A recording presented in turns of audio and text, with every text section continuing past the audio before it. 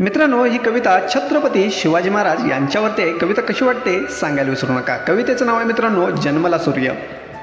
शिवनेरीवर जन्मला सूर्य, शिवनेरीवर जन्मला सूर्य, सवंगड्यांसोबत फिरायचे राजे, सवंगड्यांसोबत फिरायचे राजे, घेतली स्वराज्य स्थापनेची शपथ, घेतली स्वराज्य स्थापनेची शपथ, साऱ्या जगतात नाव गाजेते, साऱ्या जगतात नाव गाजेते।